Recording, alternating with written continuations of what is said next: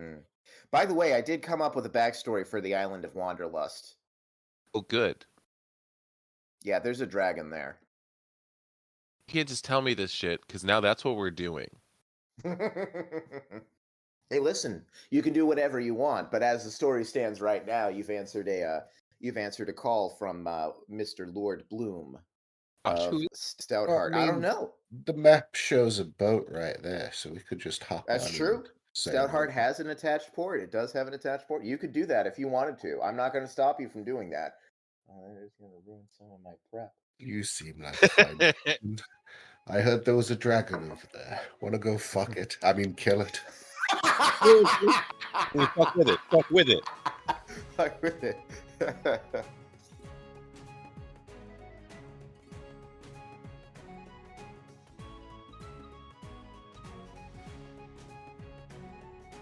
Bloom Manor rises above the thatched huts and the low-slung halfling homes of Stoutheart like a mountain above a forest. The wide green yards that attach to any other manor would be filled with water features and hedge mazes and topiaries, are instead filled with demon hunters from storied and elderly to young and impetuous, training, sparring, and chuckling at the retelling adventures of demon slaying past. Ew.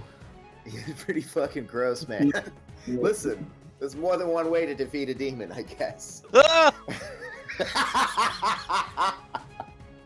A single halfling, a mere 20 years of age, whacks away at a straw dummy as another group of youths watches on. The dummy wears bullhorns on its head.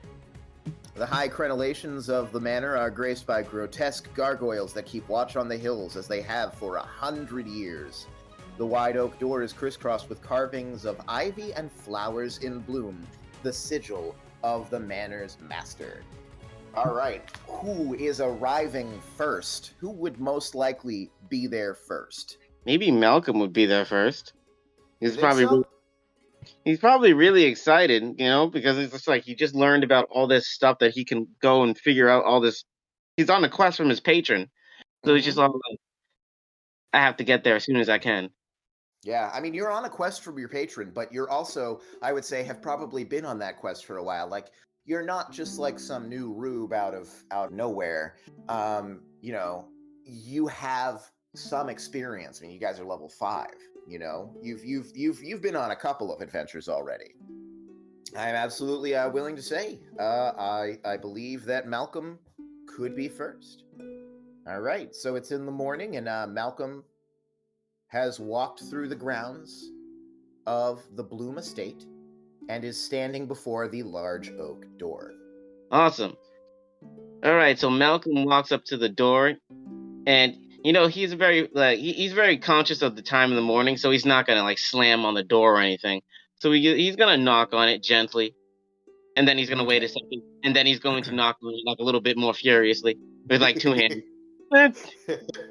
As you're standing there, you can see that there is like sort of like a door latch.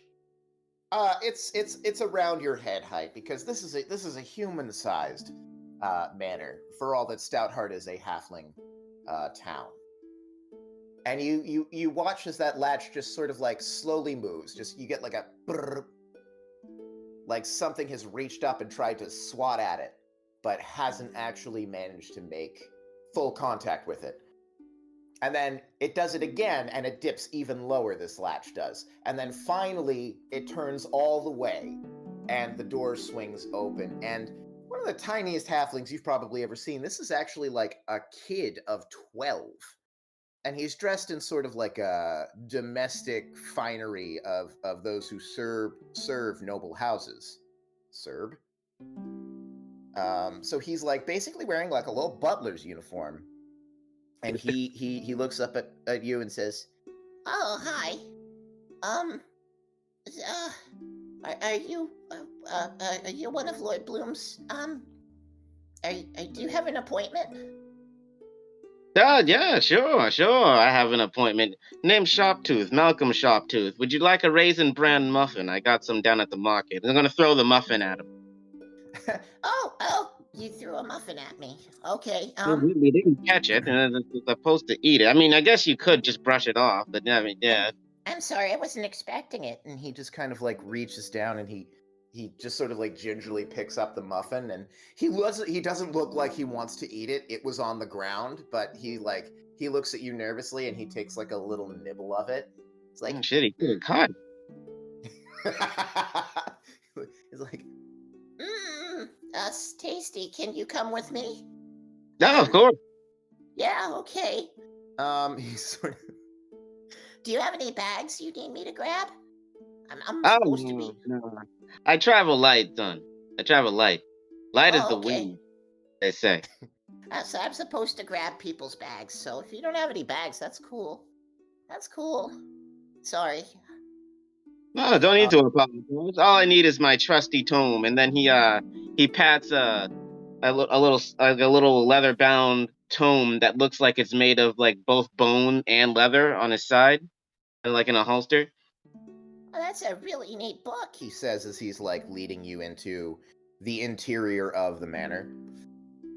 Oh, thank you. It's made from bones. Oh, that is It just is terrifying. casual.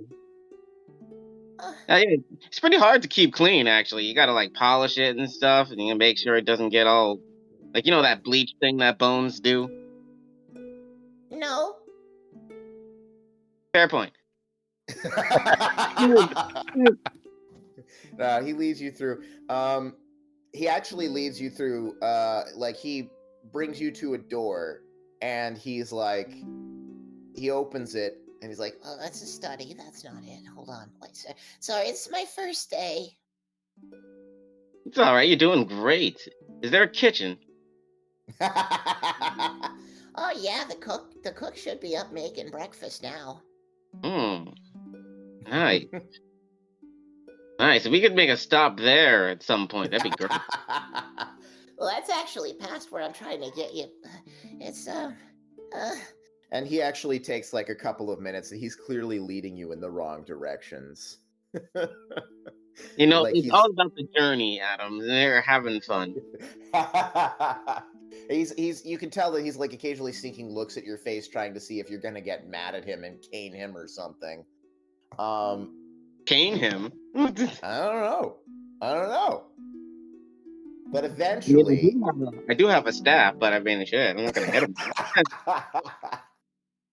eventually he brings you to what appears to be like sort of like a wide open hallway is probably the wrong word, but like sort of like an annex. Like there's a second level up above you. There's a grand staircase sort of like graces the center of the room, and he brings you to a bench that's kind of off to the side of that staircase. Oh, am I to wait here?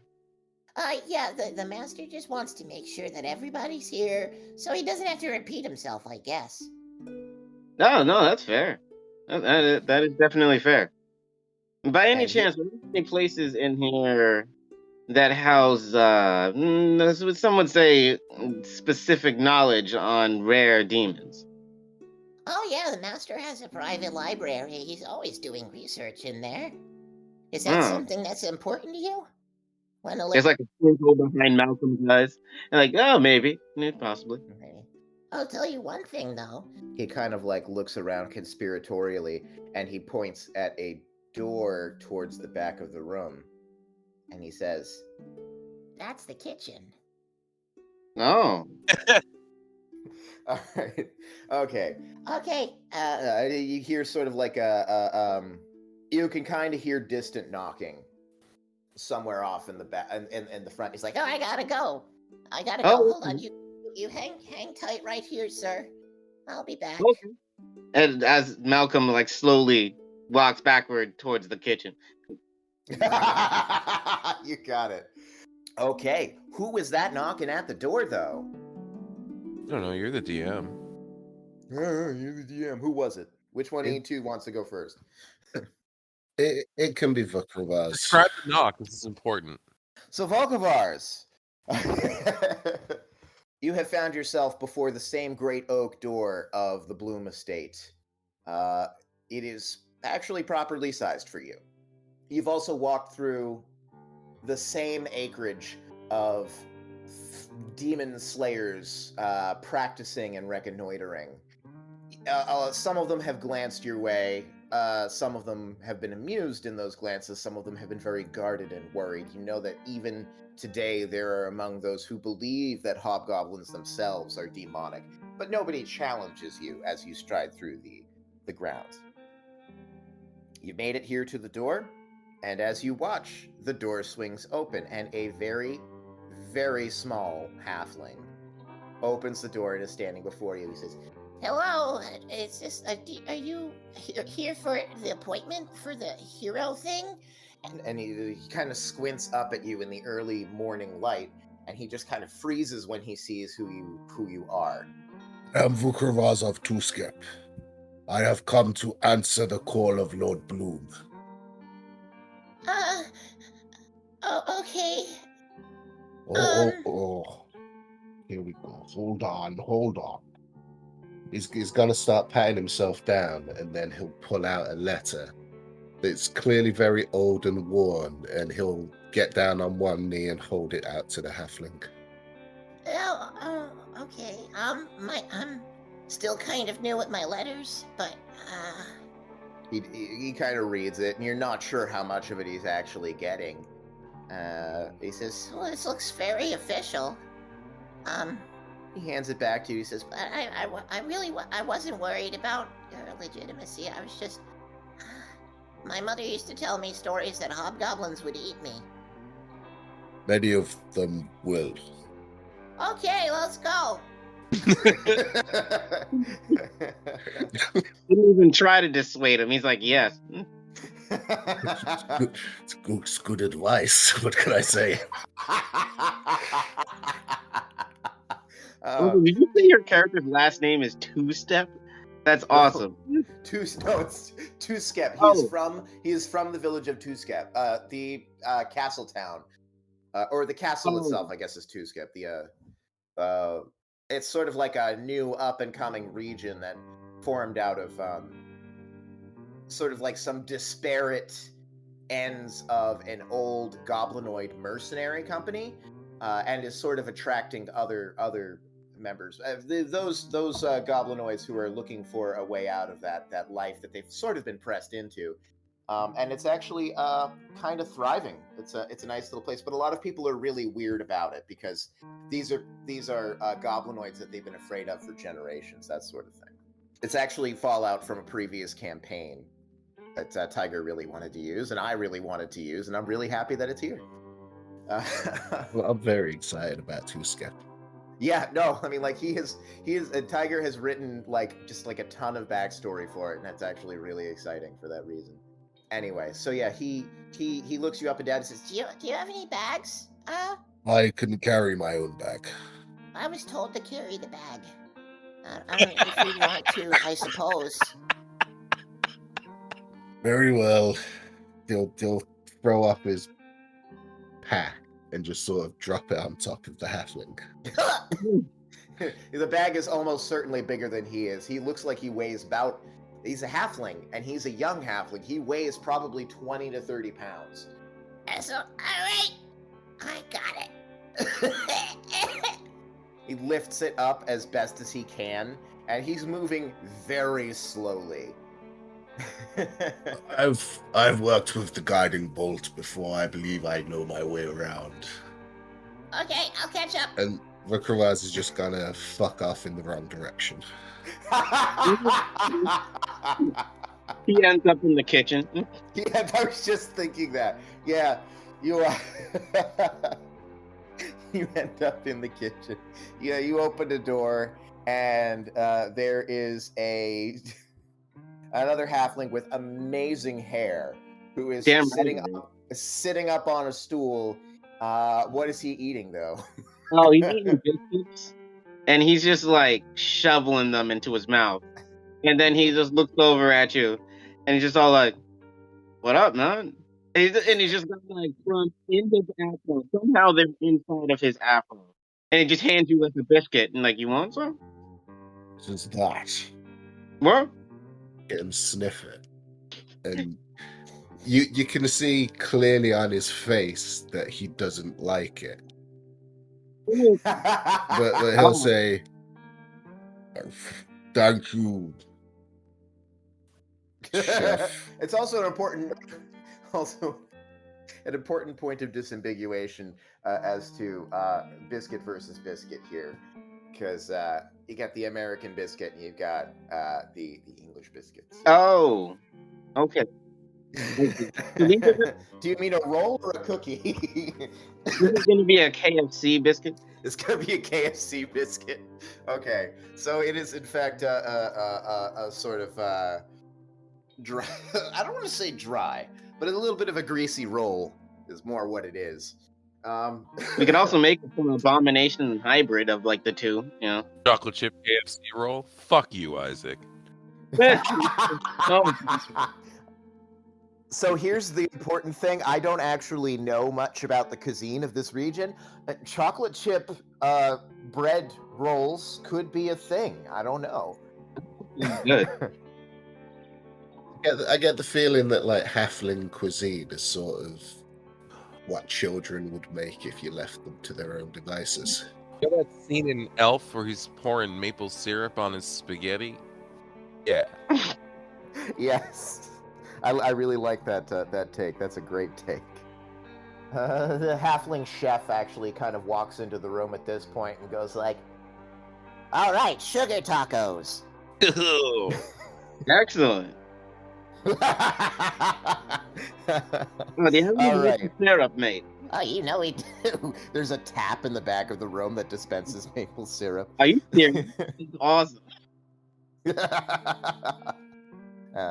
Malcolm runs over to the tap, like like when they do with the whipped cream, and like you just like spray it into your mouth. Yes. Yep. Yeah. Okay. He's not So, though with his mouth. 'Cause that's disgusting. Because we're gonna air hover. yeah, no, we wouldn't want to be gross or anything. Okay, so this is an interesting development in Volkavars. Just watching some halfling antics. Behind you with like sort of like a wheeze, the little halfling attendant sort of like finally manages to leverage your suitcase into the room. Not suitcase, that's the wrong word. Your luggage.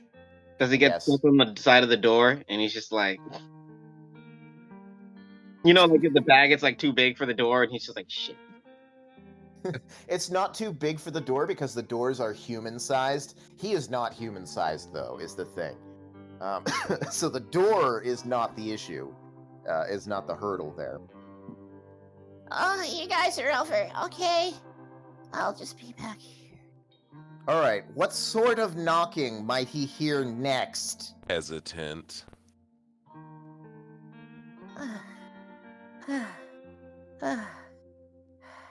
I'll get it! All right.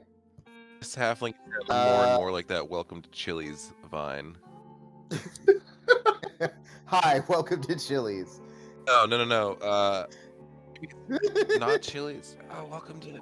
No, oh, Pizza Hut. Let me guess. Yep. The pizza. Yep. Yeah, that's the one. Thank you. Yeah. All right. Yeah, no, that's right. I actually had a character who his entire voice was literally based on that vine, and so he basically sounded like this all the time. He sounded like he was having like an asthma attack. Basically, yeah. Like also like that teenager guy from like The Simpsons who's always like in the like weird teenager roles and stuff. The life we chose. This is the life we. It's time to put down childish things and become a man.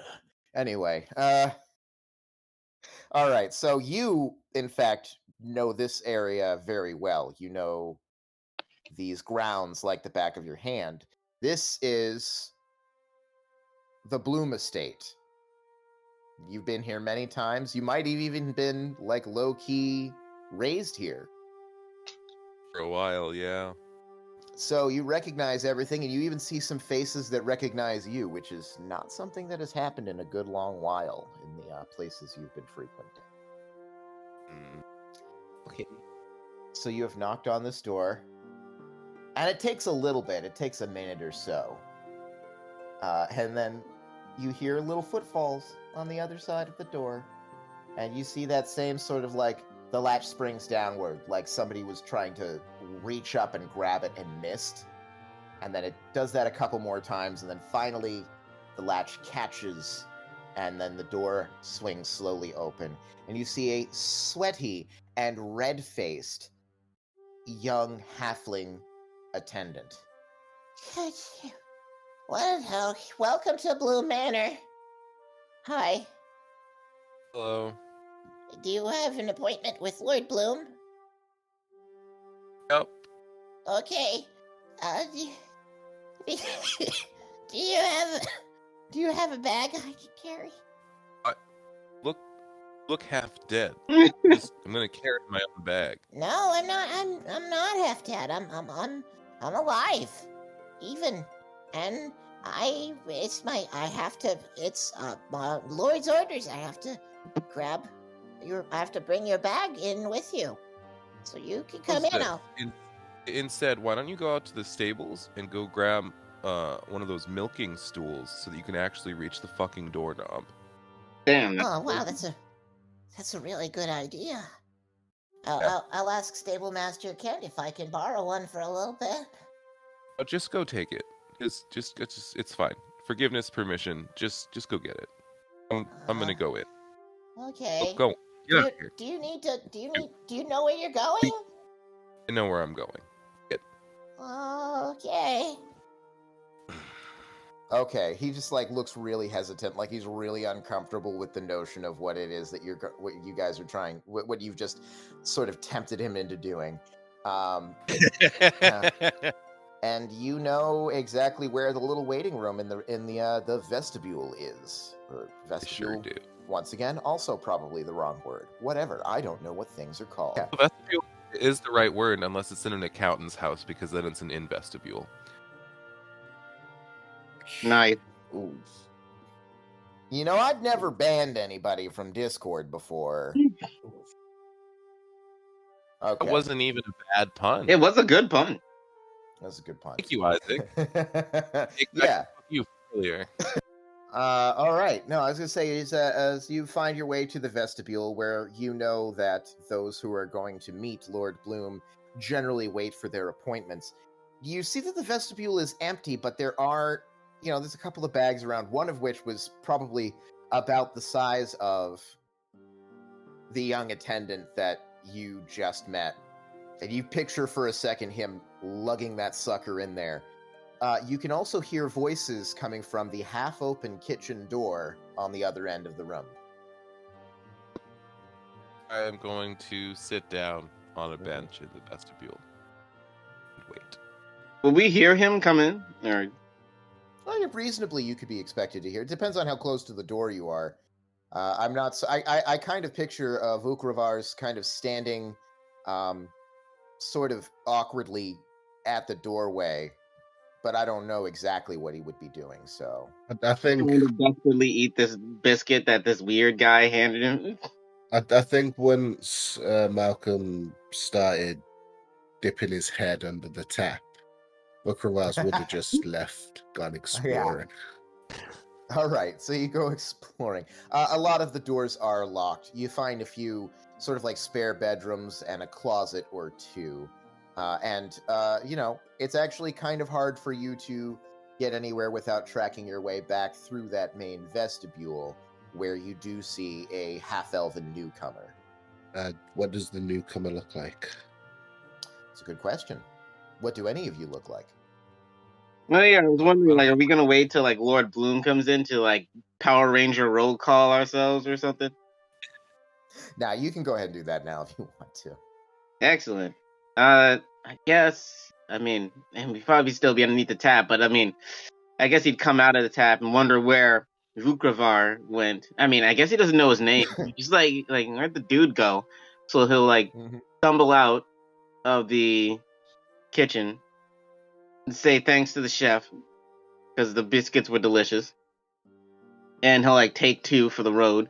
And yeah, anytime. And yes, I will be back. Just come on back. Yeah. I will definitely be back. And then he goes out into the vestibule, sees the half-elf guy. So you just see this halfling with a sick afro that is covered in syrup, by the way, at this point. The He's wearing... syrup is what keeps it. It's what keeps it. Is what gives you the lift. Yes, that's the secret. That is the secret. Also to the honeybees that seem to keep living in his hair. And that's his ultimate weapon. When he gets attacked by people, they get stung by killer bees. It's actually a really brilliant idea, actually. But he also has a poncho that's like a brown, like kind of like a, not a dark brown, but like a lightish brown kind of poncho with kind of squiggly waves across it, over some leather, like some leather gear and like leggings, like, you know, and he's got some really, really dusty boots, like extremely dusty. Like you see the dust kind of lifting off of it for some reason, and you're like, where's the dust coming from? This doesn't make any sense. And that is like, they are dusty. Like, this man has been through caves and shit for his whole life. And he's also got goggles hanging around his neck. Nice. And also he has a little pendant across, like on his necklace that looks like amber. And he kind of has this walking stick kind of strapped to his back that has also another amber piece that you're definitely and positively sure is an eyeball. And he also has a tome strapped to his hip that it looks like it's made of bone and leather. And the bone kind of does this kind of shimmery kind of thing in the light, like reflecting off of the sunlight a little bit. And his poncho's also covered in crumbs, by the way. Crumbs and a little bit of syrup that managed to get out the way there. A little bit of syrup, and the crumbs are sticking to the syrup is the thing. So. And then he also has, like, you know, he's got like some of his arms bare, so you can see that there's a tattoo of an Allosaurus skull on there as well. And he's just going to wave both hands at you. One is with both of them have biscuits in them, and he's going to be like, "Think fast, stranger," and he's going to throw the biscuit at you. He's a friendly guy and believes everybody should be fed. So that's being thrown at you. Yes, that's being thrown at Gaspar, right? Yes. Gaspar, yes. Yeah, I guess I'll catch the biscuits. I'm a dex-based character that feels on point. Yeah, it would feel weird to make you roll for that. I'm gonna stack them gently on top of each other and set them down on the bench next to me. No, you did better than the kid. That's good. Did you throw a biscuit at the servant? Well, I lightly tossed. I didn't whip it at his face or anything. Okay. What does Malcolm see when he looks at you? Oh, Malcolm sees a young half-elf, probably between 20 and 30 years old.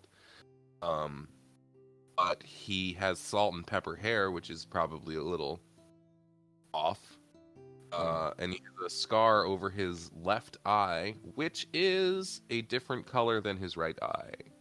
So the right eye is green. The left eye has sort of a yellow tinge to it. Kind of halfway golden.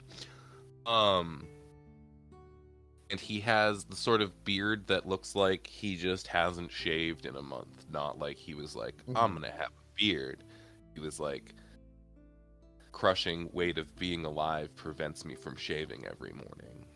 And that says a lot because, as you all would know, half-elves do not grow beards quite so easily as humans do. So it actually takes a lot of effort. Elves, generally speaking, do not have beards. So, like, from a genetic perspective, it's a little more difficult for someone with elven blood to produce a beard, even if they've got human in them as well.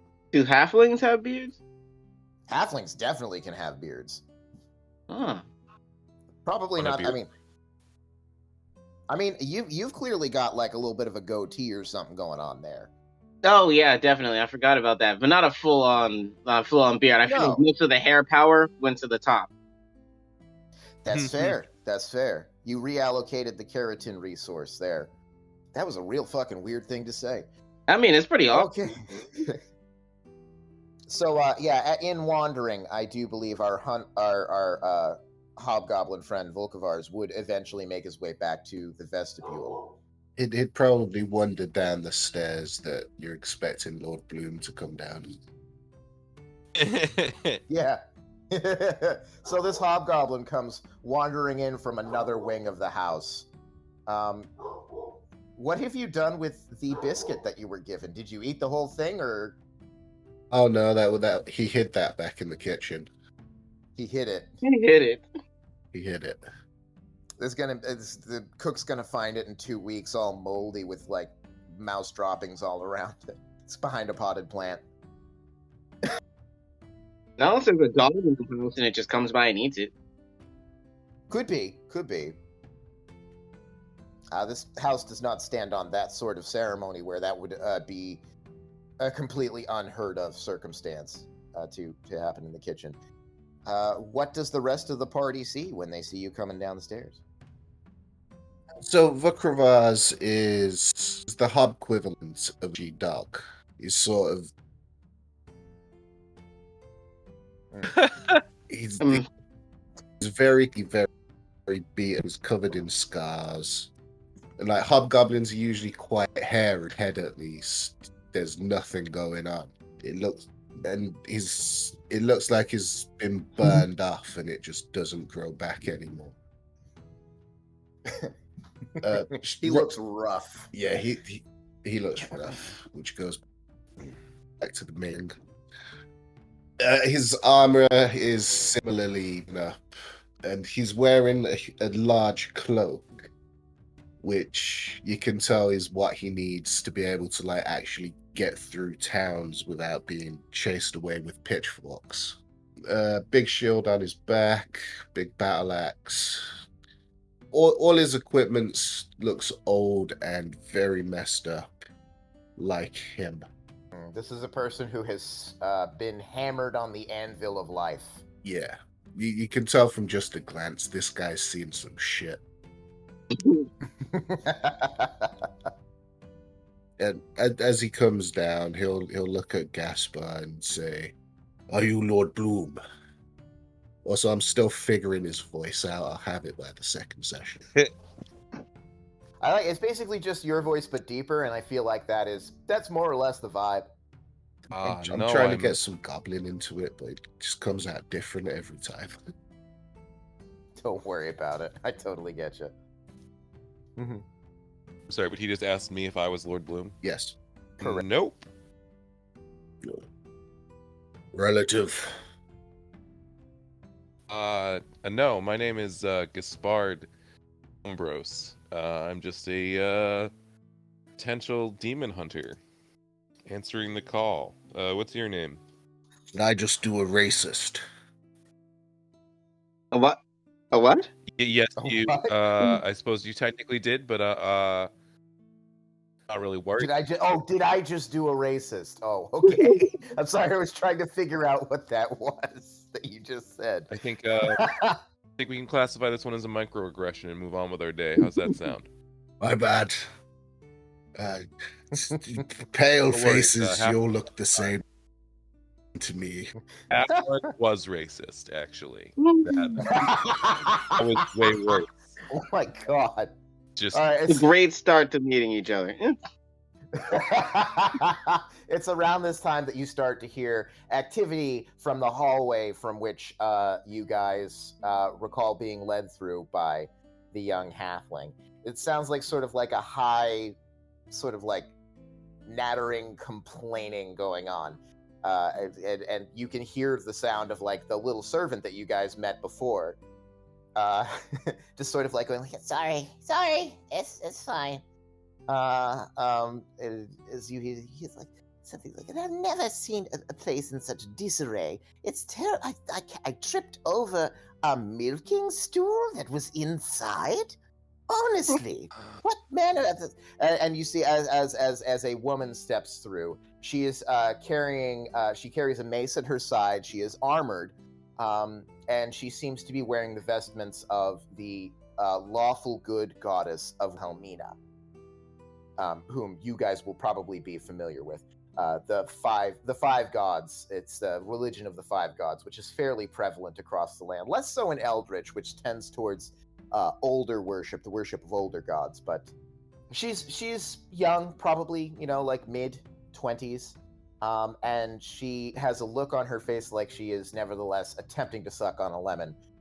It's a human woman, and she steps into the room and she stands before you and she says, good morning. Oh my goodness. My name is Arenaeus Fitrian, and I have been called here by Lord Bloom.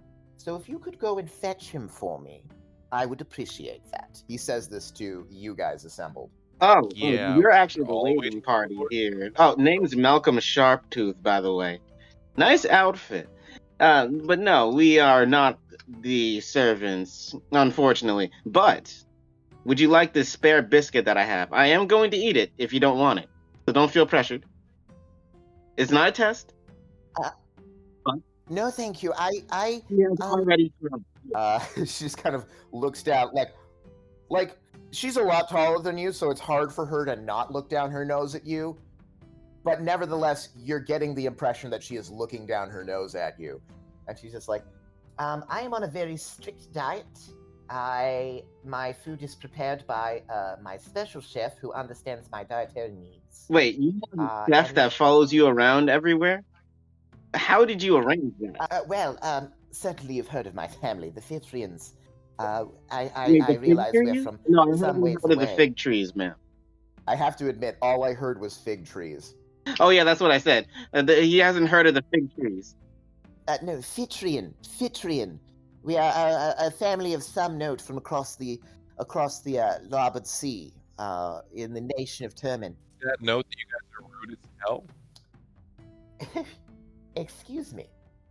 You just I have been nothing but polite. literally just burst into the room, criticized the servant, demanded that we take you to a person that we're all waiting to see, and didn't even take the biscuit. That is true. You did not take the biscuit. You did not take the biscuit. He's like eating half of it already. He's like, she did not take the biscuit. Listen, it is an absolutely understandable mistake that I have made. I am a very polite person. I am not in characteristically the habit of making enemies of people. I am simply of a higher station, and she turns and she looks at Volkravaz and she goes like, ah! Hang on. Where is it? Do you realize that there is a monster standing before you? You call yourselves adventurer. Get him! Well, I'll tell you what about the monster. He took the biscuit. Volkravaz is going to pull out his letter and slowly approach, holding it out. All right, she kind of squints at. She backs away a little bit, but she squints at it. And she says, "My gods, do you know what this says?" She says to Volkravaz. Yes. Do you just assume he can't read? Oh no, wait. I think it's more like she can't read, and I think she's ashamed of it.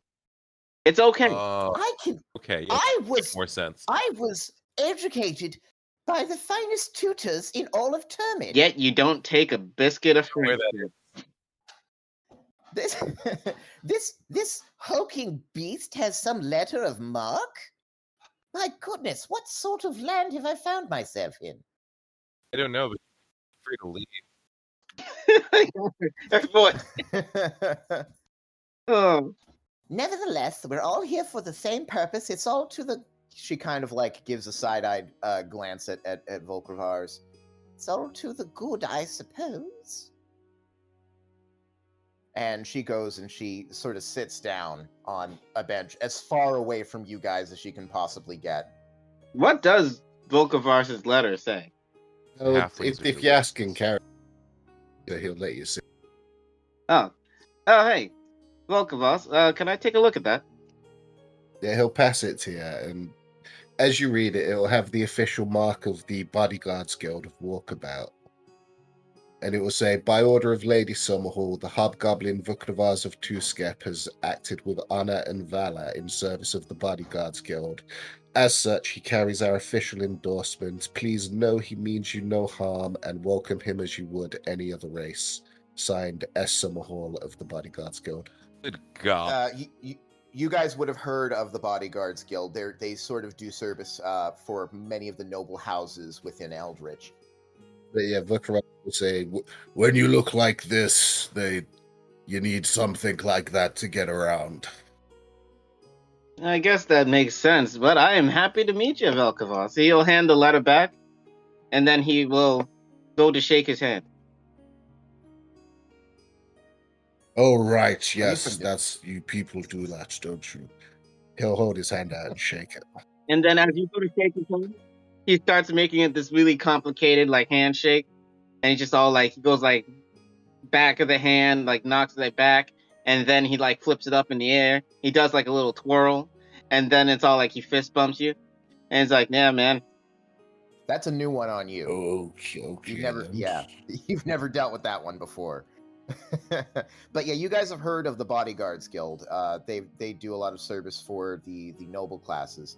They're exactly as it sounds. Like, generally speaking, the retinues of the noble, the rich, and the powerful are often made up of members of Bodyguards Guild. They basically take bullets for lords and ladies.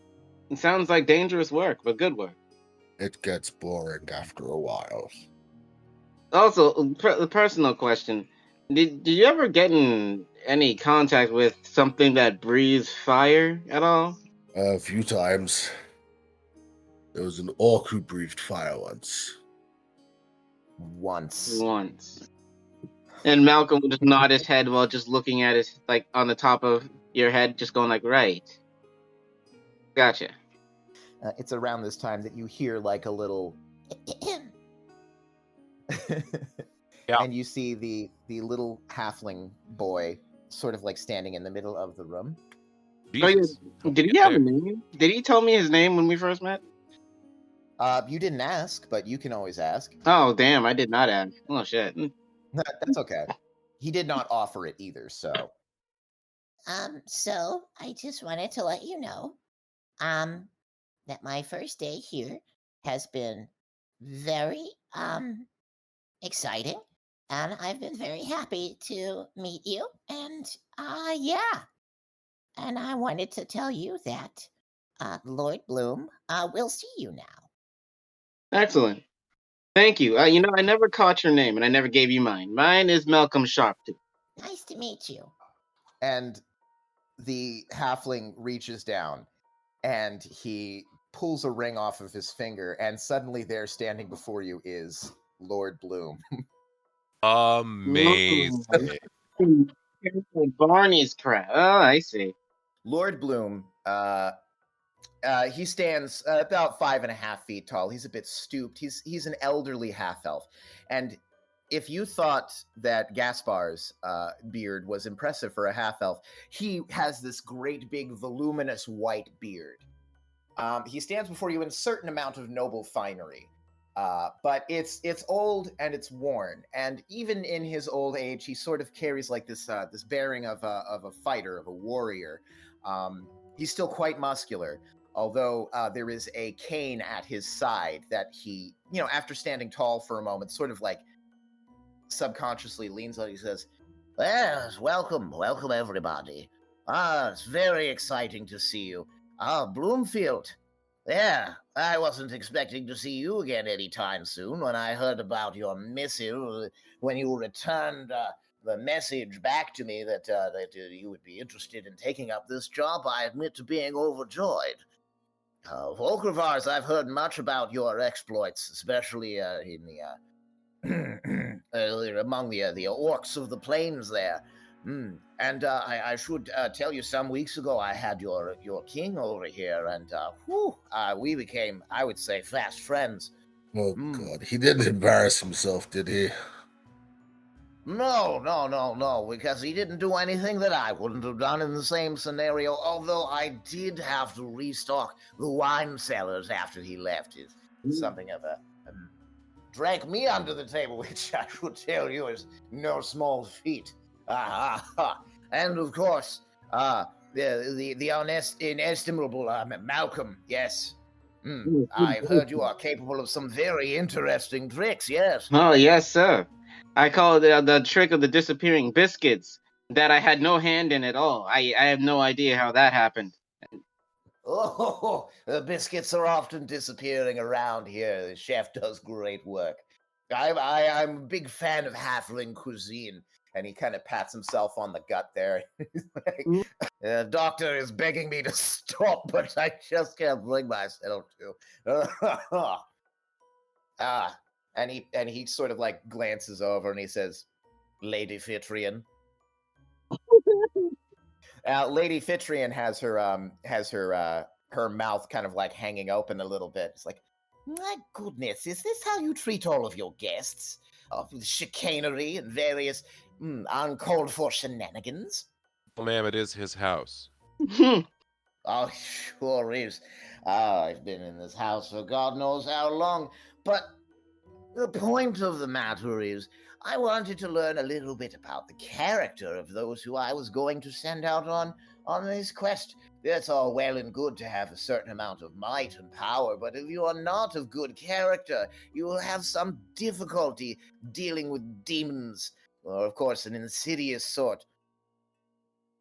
Demons, you see, they never play fair. If one is to outsmart the fiendish, one must be, as it were, fiendishly clever. And he sort of holds up the ring, which he then kind of puts into a pocket and just kind of pats down. So, I must say I appreciate the kindness showed to me by Mr. Malcolm and the frankness showed to me by Volcravars. It is true there are still to this day hobgoblins out among the wastes who would cannibalize other humanoids sooner than actually deal with them. And I appreciate that you did not pull any punches on our young friend there. He deserves to know. Where'd he go? His name. Regarding Lady Fitrian, in terms of moral character, you'll need a healer. And that's all I have to say about that. Oh, Malcolm is going to like lean in the direction of Lady Fitrian. He's like, you would have got a better score if you took the biscuit. I'm telling you that right now. That's true. I don't trust anybody who don't eat the chef's biscuits. They are divine. That's why I ask for them every morning. Buckaraz is just gonna look around and whistle. This poor woman is like, the fuck did I get into? No, by the end of this quest, we're gonna turn her whole character arc around. She's gonna be like freaking free spirit by the end of this. Or dead. She would then be a free spirit because she'd be dead. But hopefully not gonna be dead. He says, hey, yes, very well. Now, down to business. There's a reason why you've all come here, and it is not for talking shop about halfling biscuits. Now, it is no small secret in my history that mine is a story of some tragedy. You see, when I was quite young, and of course, you'll know this story, won't you? He nods to Gaspar. Yep. My family was brutalized and destroyed by 7 demonic creatures, demonic entities of unusual ferocity. It was Did he just fall asleep? He's 187. Are you serious? Yes, and they brutalized my poor family, and I alone was the one who was able to escape the ravages of these ferocious monsters.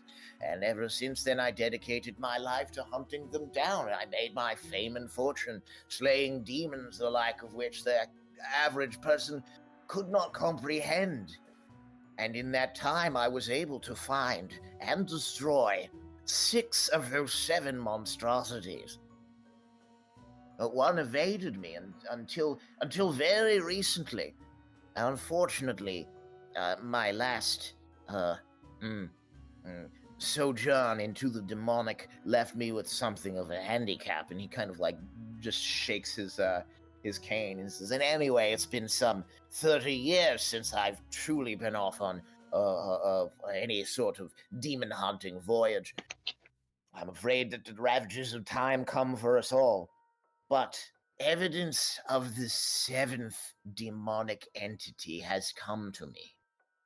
and I cannot rest. I cannot leave this world in peace until the seventh of the creatures that destroyed my family and countless other families, countless villages, and what have you, is destroyed. And that's where you lot come in. You feel yourselves capable of taking on a challenge of this magnitude. Yes, sir.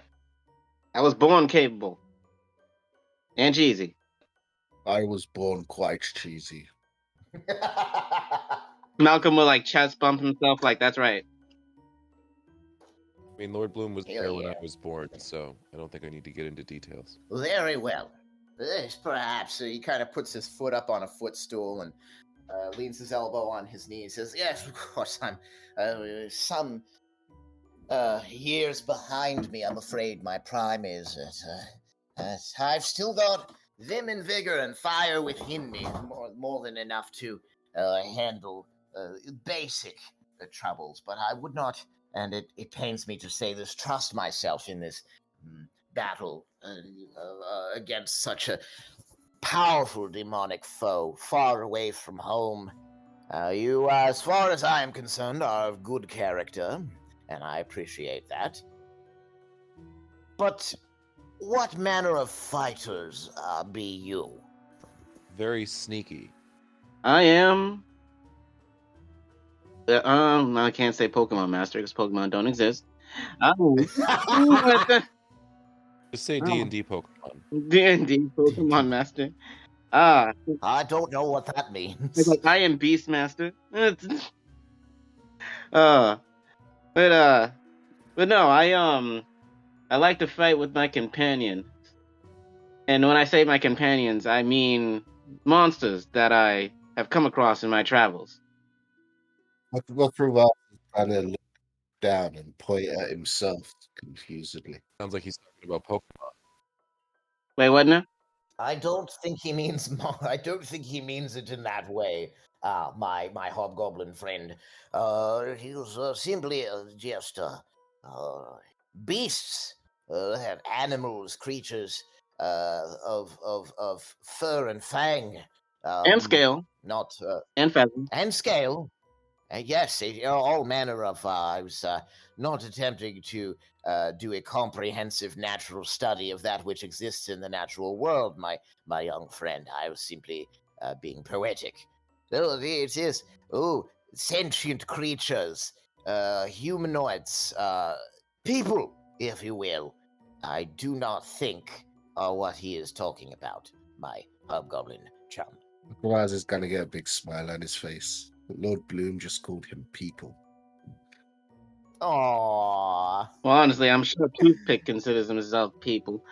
Has a very high opinion of himself.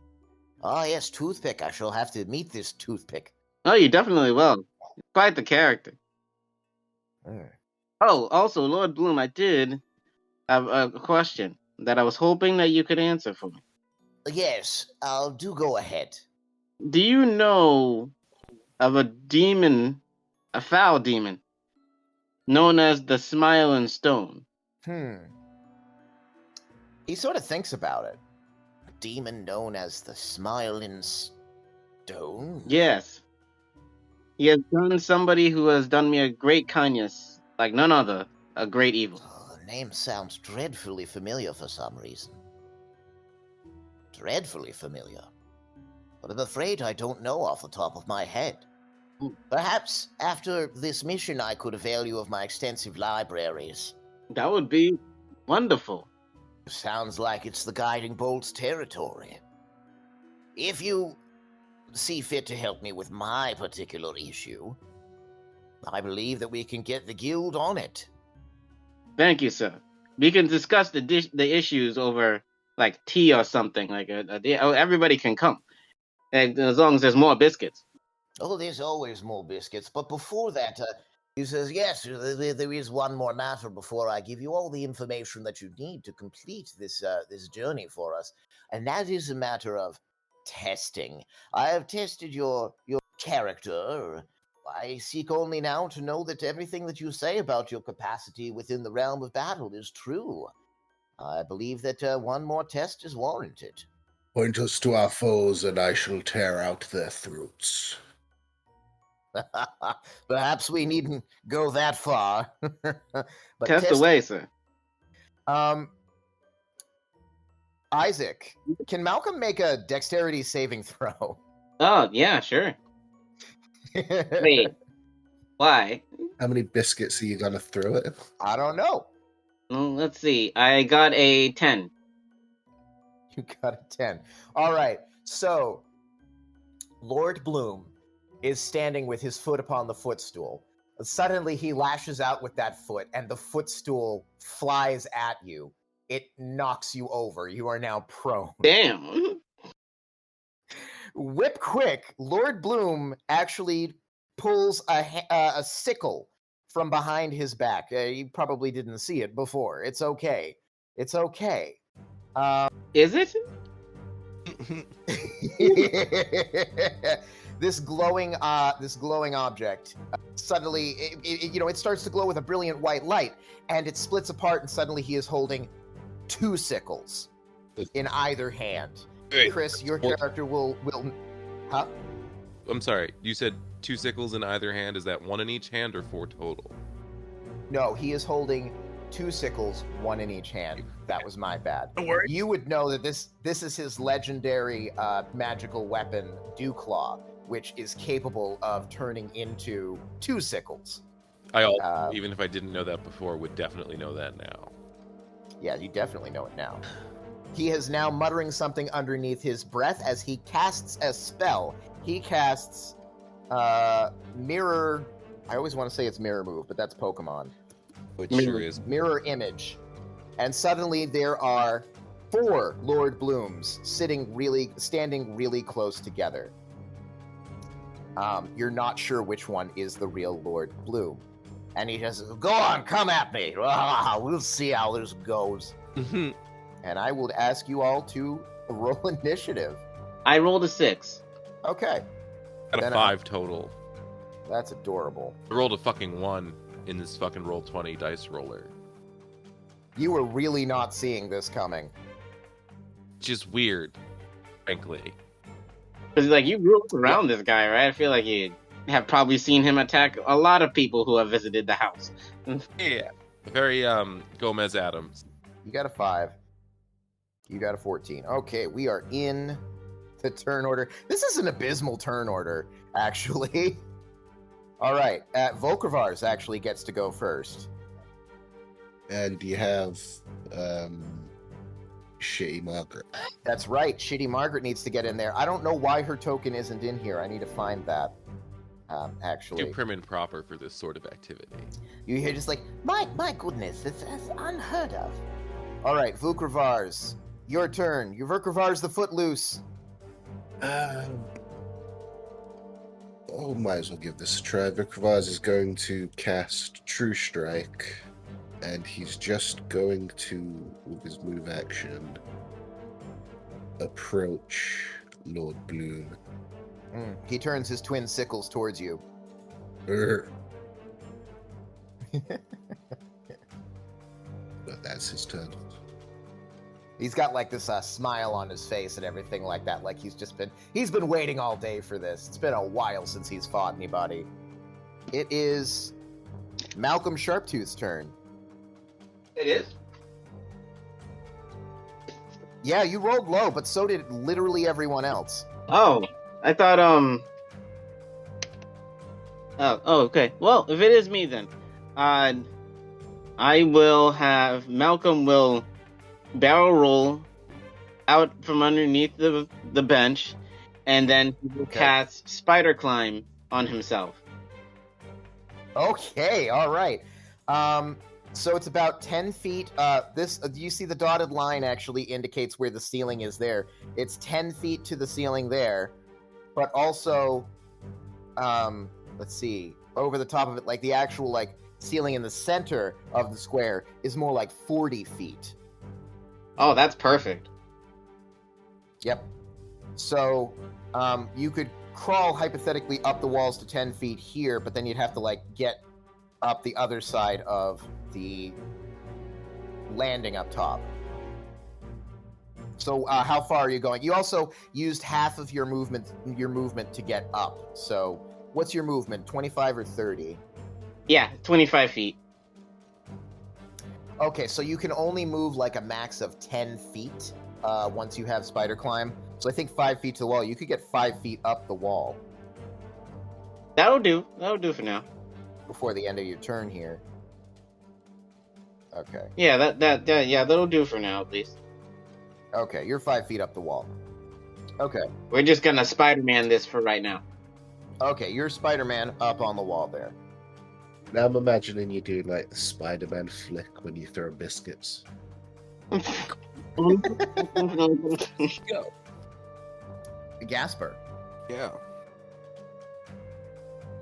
Just a moment. Okay.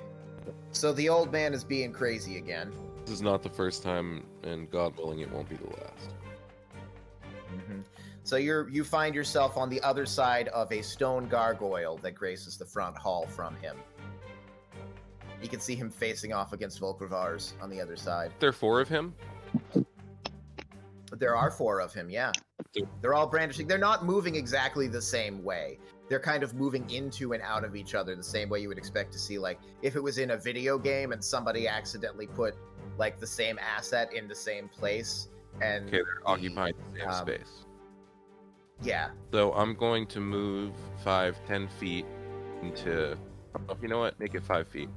So take a 5-foot step. Is that still a thing? 5-foot step is not by itself a thing, but you can split up your movement around your actions however you like. Okay, so I'll move over so that I'm right in front of him, and then I will cast Thunder Wave at him. Okay, did you kind of like swing up onto the banister? Like up onto the stairs here? Those are stairs? I thought that was a fucking rug. Those are stairs. Those are stairs. It's just the big staircase that's in the center of the room there. Could go here instead and have a clear line of sight. I mean, like, you can swing up onto the stairs if you want. That'd be like an acrobatics check or something? I don't think so. The stairs are like 5 feet tall right there. You can climb up it. I'd say that it takes 10 feet of movement. Yes, a wave of thunderous force sweeps out from you. Each creature in a 15-foot cube originating from you must make a Constitution saving throw. On a failed save, creature takes 2d8 thunder damage, is pushed 10 feet away from you.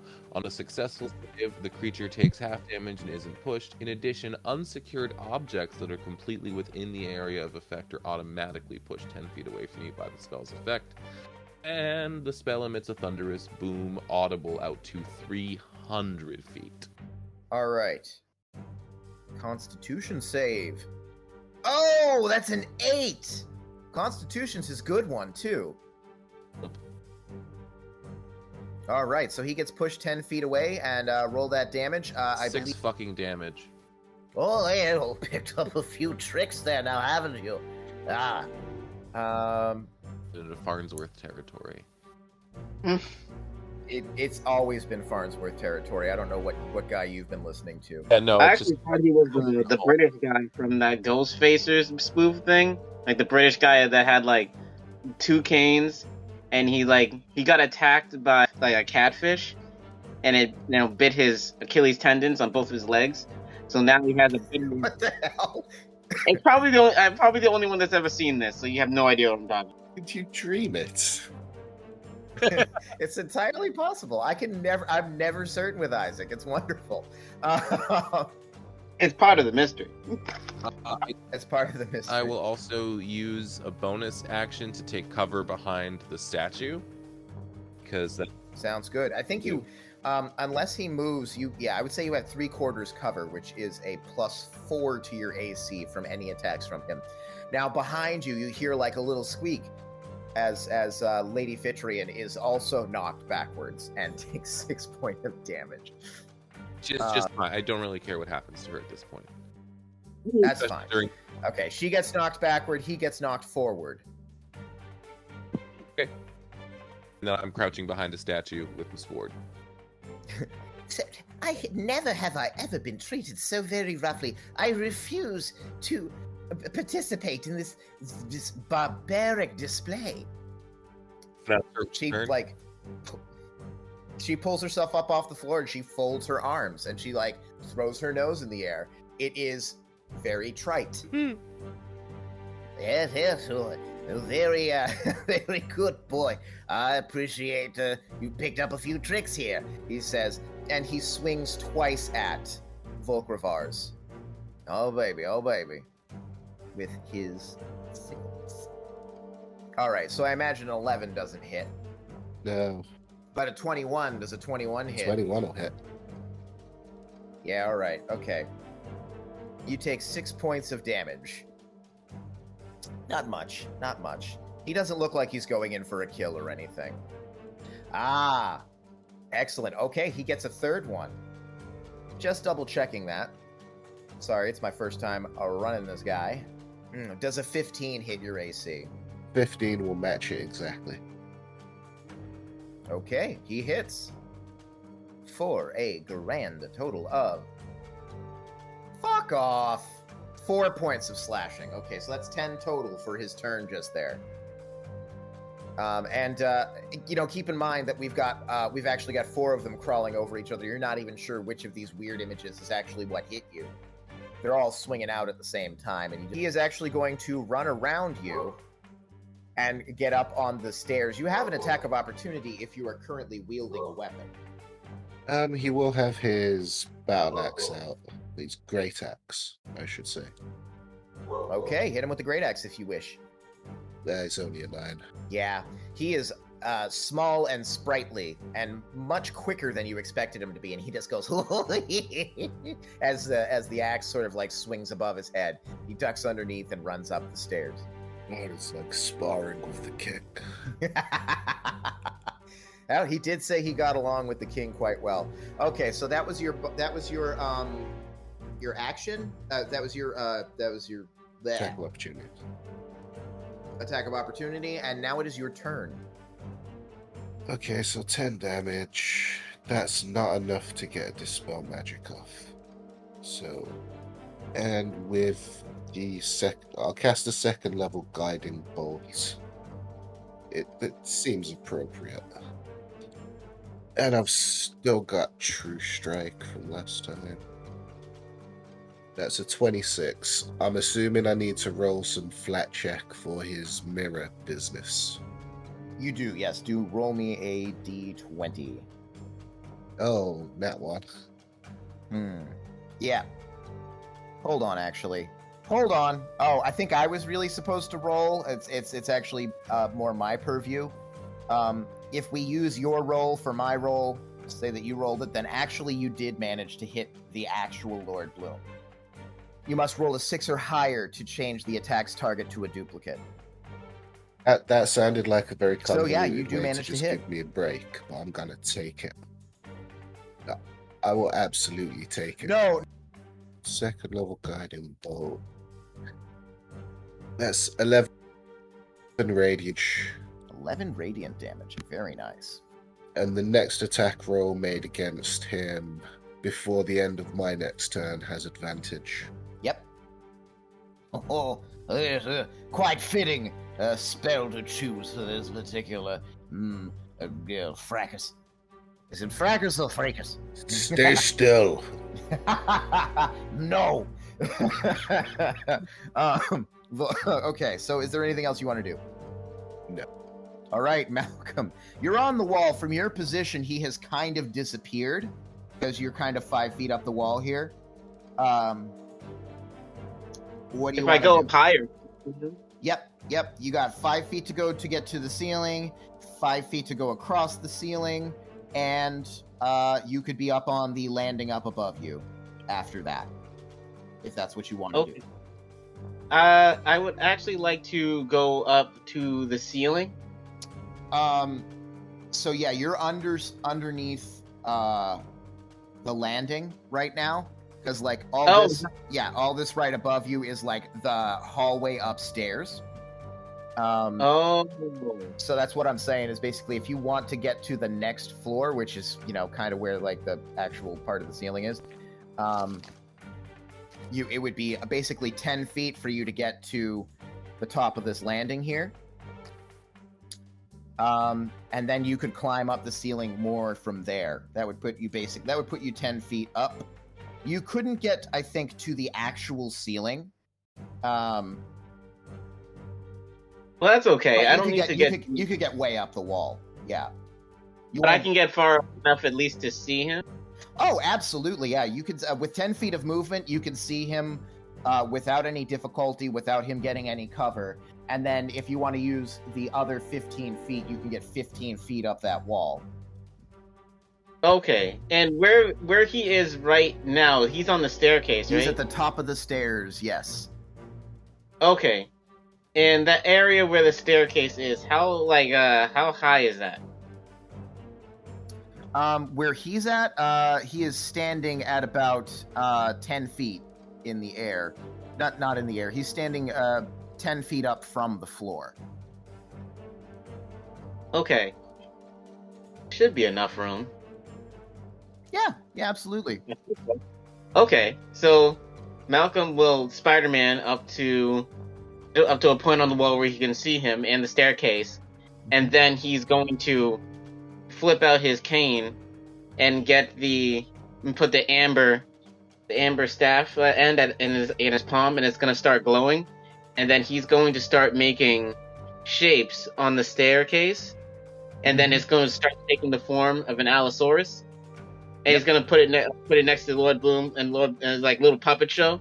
Mm-hmm. And so it's a shadow puppet of an Allosaurus that you are casting onto the stairway. Yes, that's what this summoning looks like. Mm-hmm. And then it just then all of a sudden its eyes start glowing a little red. Mm-hmm. And then there's a bright flash of red, and then a fully grown Allosaurus just kind of melts out of nowhere. And this Allosaurus, it's kind of strange looking because it has like fur on its back, mm-hmm. and it has a crust on its head that kind of looks like Swiss cheese. It's like the only way I can really describe it. And it's like a crescent-shaped Swiss cheese, and it's a bony crest of a sort. Yeah, like a bony crest of a sort. And the toothpick will look around, probably really confused for a second, and then Malcolm's gonna point right there, and it's like, toothpick, him right there, seismic toss. Seismic and toss. How far away is that gargoyle statue? Toothpick is right next to it. It's adjacent to him. Okay, he's going to pick it up and hurl it at Lord Bloom. Make a strength check with the Allosaurus stats. Strength check. Strength Okay. check, yeah. That would be a 5. Okay. He wraps his jaws around the gargoyle, and he tries to pull, and you can hear this straining sound. You can actually see like wood boards kind of popping out of the floor there, but then like you hear the snapping of a tooth, and the Allosaurus lets go of it, and he just like starts whining. Come on, toothpick! I told you. Have you been flossing? Have you been using the dental care that we talked about? How many? Let me get the Allosaurus stats up here, actually. Because how many attacks does it get? Does it have multi-attack? It's no, I don't see anything about multi-attack. There's pounce, and there's bite attack and a claw attack. But okay, not... yeah. No, so he only gets to attack once per thing. So unfortunately, that was his attack. It's kind of an inauspicious start for our buddy here. Okay, we are back to Gaspar. A spectral Allosaurus has just appeared on the stairs and tried to destroy Lord Bloom's house. So it's a day. It's a day. It's a day. All right. I'm just trying to decide if I want to attack physically or magically. Give me 1 sec. Mm-hmm. Oh, fuck, why not, right? I'm gonna see if I can't incapacitate the good Lord Bloom. Mm. Throw against Tasha's hideous laughter. Oh, you're gonna go... Okay. What kind of throw? I didn't. You cut out a little. Wisdom. Wisdom. 5. Oh my god, this guy cannot roll to save his life. Okay. Everything is hilarious. He was already kind of chuckling, but now he's just like, oh yeah, this is the stuff. All right, what does that mean for him? Incapacitated and unable to stand up for the duration of the spell, which is 1 minute, unless he takes damage, whereupon he can roll his wisdom saving throw again. Okay. And he has advantage on that if it's triggered by damage. Cool. Do you have any movement? I have plenty of movement. Do you have any movement that you want to do? Or are you happy down the bottom of the stairs there? Well, I think I want to hop up onto the staircase to where he's at. Like so. So, yeah, the cackling old man is on the floor, and Allosaurus looms over him. And there is a halfling halfway up the wall. Can I point my sword at him and ask him if he yields? He is on the ground now. He grins at you, and as he laughs and he chuckles, and he extends you a rude gesture. Which he thinks is really funny. What's that? Well, that's I said, and he's right. Good heavens, is that some sort of dragon? Or beast? What on earth is going on here? Toothpick looks at her gravely offended, calling me a dragon. How dare you? She just backs away a little bit towards the wall as he briefly turns towards her. She is not going to do anything useful. Lord Bloom, incapacitated. Incapacitated means he cannot take any actions. And he only gets a saving throw, another saving throw upon damage. Correct? No, he gets one at the end of his turn. Oh, he gets one at the end of his turn. Okay, cool. Once due to All damage, right. he gets advantage. If it's the end of his turn, he just gets to roll. Cool. That's a 13.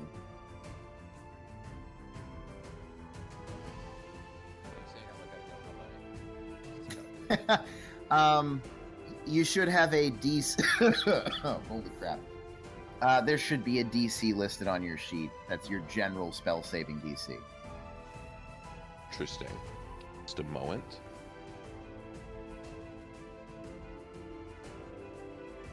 LDC is 14. Okay, so he almost manages to shake it off, but then he looks at your face as you're asking him if he yields or not, and he just can't help it. He just breaks down laughing even harder. Volkravar's the Footloose. Yeah, I think I misunderstood. So he's at the top of the stairs now. Yeah, he's at the top of the stairs. I thought you were just trying to get an angle on him without getting close to him, which is a little bit weird for your class. He's at the top of the stairs, yeah. You guys are at the bottom of the stairs. What the fuck is that? Oh, that's Toothpick. Oh, He called Malcolm calls from Toothpick. the wall. Wait, where the hell are... Oh, there's an afro on the wall. Run between his legs. It's fine. He probably won't kick you.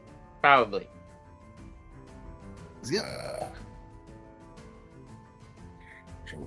What's his problem now? Dang.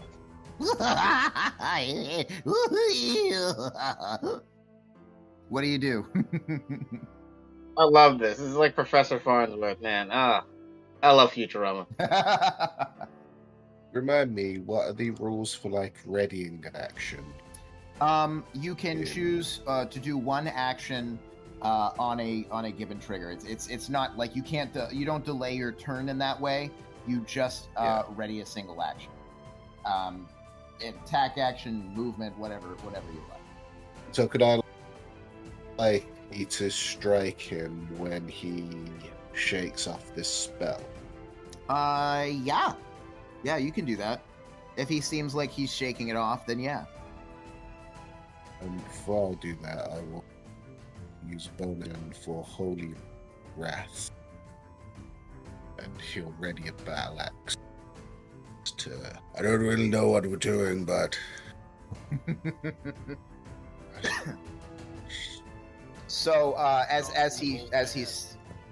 Volkravar stands there, radiant energy basically sort of trickles up from his body and starts to encompass his battle axe or his great axe. Okay, if that's it for you, Malcolm, it is Toothpick's turn. It is your turn and Toothpick's turn. I'm just gonna have him go on your initiative. You know what? That makes things a lot simpler. Oh, like you mean us go together? Yeah. So you can, and you guys can delineate your actions however you choose. You can have him go first. You can have Malcolm go first. It's your call. Oh, okay. Cool. All right. Let's see. Like, so Malcolm is going to like clap his hands and be like, "Okay, lift with your knees." Seismic toss. Okay, He's going to try and lift the statue again. Okay, strength check. All right. The D20 plus 4. I make a suggestion before. Oh, you already rolled. Never mind. What? I was gonna say, whereas your dinosaur had trouble picking up the statue next time, why don't you just pick up and throw Lord Bloom? I was thinking about that, but then I was like, man, I don't want to like break his bones, so I thought I'd just drop a statue on him instead. Love the way your mind works, man. It seemed like the most logical option. So this old man is lying on the floor, laughing his fucking ass off. I just want to paint a picture here, all right? Gaspar swings up to the top of the stairs and levels a blade at him and says, "Do you yield?" To which, of course, the laughing old man on the floor, the laughing incapacitated old man on the floor, does not yield. Volkravars goes to the top of the stairs and also menaces this man if he decides to move again. You know, sort of like feeling out how the situation is working. And then as you guys are standing there waiting to see what this brittle old man and his tiny bones are going to do next, a statue just falls on him. Toothpick roars in triumph. I would say to make you know what? I'm going to roll the d20 this time. So it does land on him. You get like a pathing sound, because don't forget there are actually 4 old men sitting there cackling on the ground at this point. It does not actually land on Lord Bloom. It lands on one of the others. However, Lord Bloom is now stuck underneath the gargoyle. So even if he wanted to get up, he's going to have a lot of trouble with that. He does not take any damage from it. The gargoyle, it just happened to hit him in just the sort of way that he was pinned underneath it. Malcolm, you have actions too, if you want. Oh yeah, that's right. Yeah. Yes, I do. Just if you want. Something that I can do. What's that?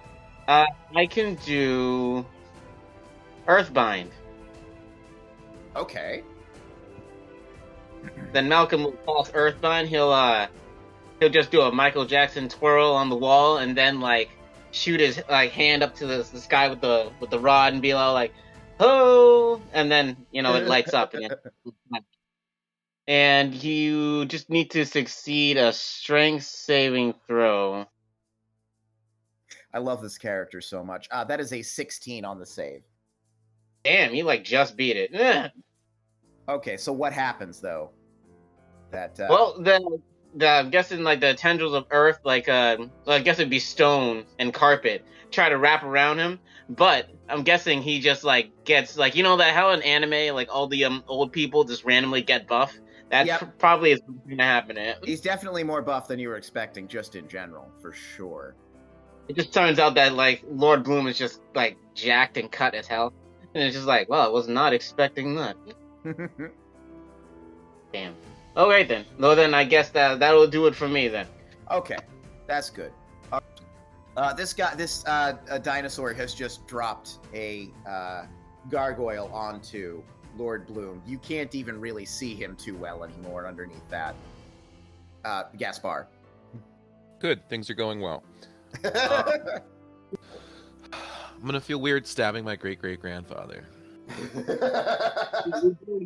Him at this point, Hold on a second, my phone is acting up. Mhm. I can't see him at all, or I can kind of, or like I need to like. You can see him. I would say that he probably has half cover, which means that he gets a +2 to his AC from any of your attacks. He also can't move and is denied his dexterity bonus, and I get to attack with advantage because he's prone. He's not denied his dexterity bonus. That's not really a thing that they do in this version, but you do get advantage, yes. My question is, will I be dealing sneak attack damage? Definitely. Okay. Anytime you have advantage on an attack, you get sneak attack. That and the fact that you have an ally within 5 feet of him, you would basically, there's multiple ways you get sneak attack right now. It stacks, right? No, I'm just kidding. I wish. Yeah, that definitely hits. You gotta roll the advantage for it if it's better. It was not. We're gonna use the He first one. shouldn't have said anything. We use the first one, he says. That is how advantage works, is it not? Yeah, it is. Okay. So then I hit him for 4d6 damage, I believe. Roll it. Oh, Wait, no. Oh, yeah. Sorry, yeah, you do that. I have to roll as well. So I'm hitting him, or one of him, for 4d6 plus 5. Still managed to roll 2 1s. Delightful. Okay, yeah, you do hit one of the duplicates. You just see a bunch of Lord Bloom sort of writhing and cackling underneath the statue, and you stab out at the closest one, and it basically shatters into a million pieces and disappears. It was a magical duplicate. So now there's only 3 Lord Blooms? 2 Lord Blooms? There were only 2 Lord Blooms because the dinosaur actually hit one earlier. Oh, yeah. What was that, Isaac? Oh, Toothpick hit one with the statue? Yeah, Toothpick hit one with the statue, did not hit the actual Lord Bloom. It was a very strange way to resolve the thing, because it's like, if you drop a statue onto somebody, you would think they would be taking damage, but I resolve it that like the gargoyle is kind of oddly shaped. So, all right. So you've stabbed one of them. There are 2 writhing, cackling figures of Lord Bloom left. And since I'm not moving, that is my whole turn. Okay. I'm just going to She goes into the hall. Just leaving? It is our man Lord Bloom's turn. So he can roll his wisdom saving throw. Oh, he was supposed to Sure get a can. wisdom saving throw on my turn when I hit him with advantage. Oh no, No, because you didn't hit him. I was thinking about that. Oh, yeah. you're right. It says You're when right. he takes damage. Yeah, you Which didn't he actually didn't. hit him. So No. he's really squirrely. He's hard to hit. You remember from dealing with him in the past and from hearing his stories, he prefers to get by on things like trickery and illusion. I also figured this is probably not the first time him and I have fought. You probably sparred a bit. It's true. Not usually inside the house though. Agreed. Yeah. Which is his good one. Ah, it's a 21. 21 for his Constitution save against for the end of his turn. Or Constitution save. All right. It Against. shouldn't Against- have been a wisdom save. Is it a Wisdom save? That's why I was Okay. asking. Oh, I'm sorry. I thought it was a Constitution save. That is still a 17. That does do its thing. He is no longer Alright. laughing because he has to. Now he's laughing because he wants to. Yeah. I believe you had a held action. That Volkervars had a held action. Yeah, I was gonna ask, does that go off before my turn? If Well, he does it that at is- the end of his turn. It is. It turns it into a reaction, and you can take reactions right up until the beginning of your turn, whereupon it resets. So, technically speaking, you take your reaction as soon as he's done laughing. Then you'll basically take your reaction, then and immediately take your turn. Is he still prone and at disadvantage? He sure is, though he still has a plus. He has a +2 to his AC because of the gargoyle on top of him. Oh, even with advantage, that's only a 7. Oh no! All right, so yeah, you go to swing down, and instead you take a chunk out of the gargoyle. You actually break off one of its wings. This is why we didn't spar in the house. Okay. It is Volkervars' actual turn. And is he like fully pinned by the gargoyle? I would say that when he actually gets a chance to move, we'll find out if he's actually pinned, because I will make him make a check to try and get out from underneath the gargoyle. So you don't really know. I was thinking if he was still like incapacitated and under there, like I was thinking of just tying him up, calling it a day.